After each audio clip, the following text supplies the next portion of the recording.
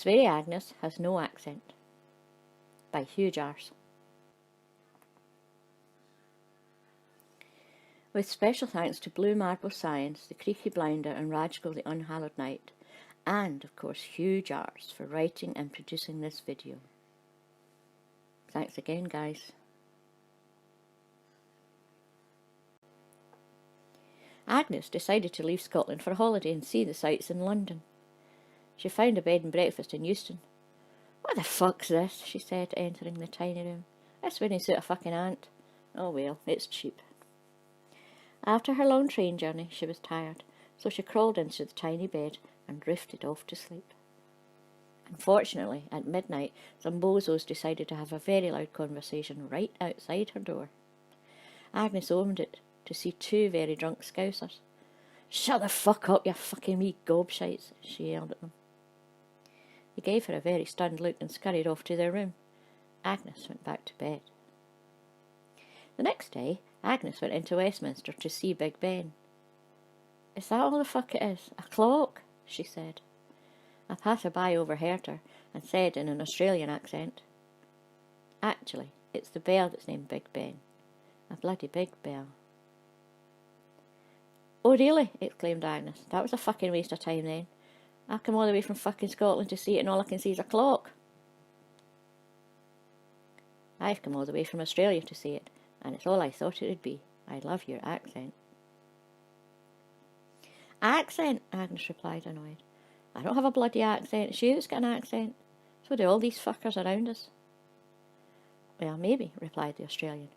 "In the journals of the early colonies, the government did record that early generations of Australian-born colonists had no accent." "I've got no interest in your fucking boot smarts, mister. I don't have an accent. You do. And it's a fucking awful tea." Agnes was quite cross now. "OK then," he replied, "let's settle this by asking other tourists around us. What about this chap? Excuse me, mate." "What do you want?"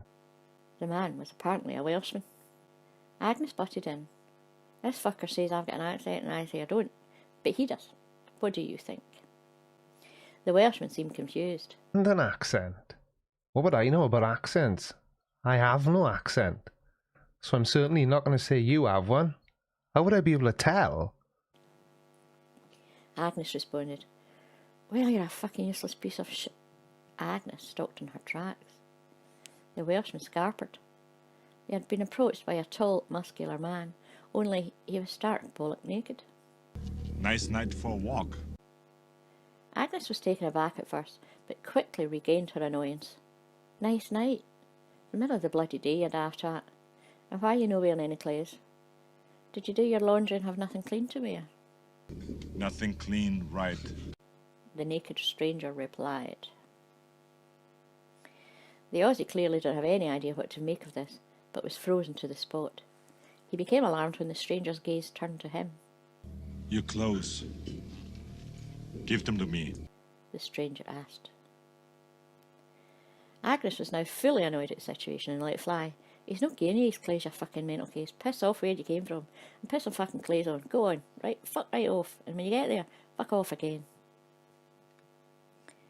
The stranger stared, as if he was processing something, but eventually responded in a monotone voice, "Fuck you, asshole."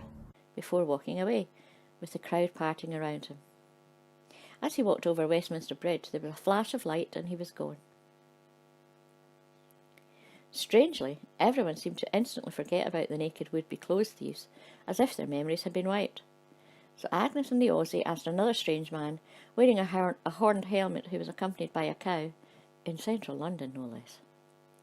He spoke with a Dutch accent himself.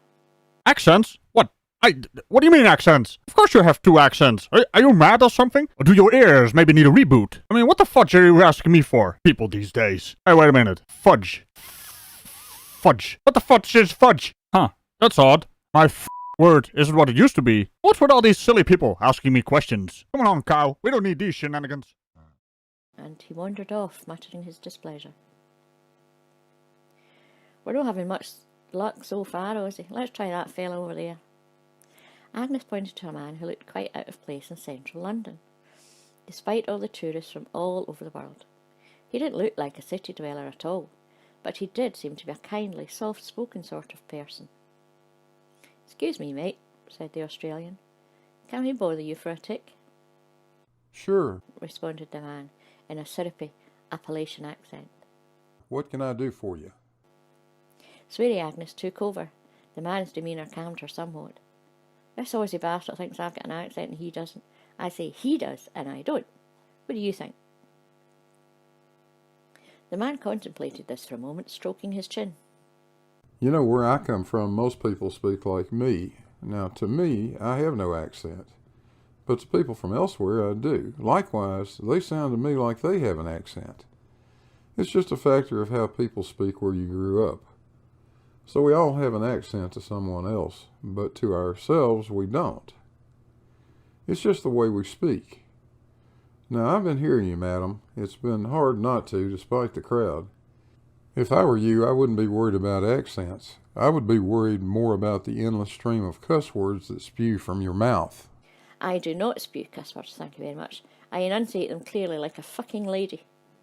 And with that, Sweary Agnes stormed off and caught the first train back home. The end.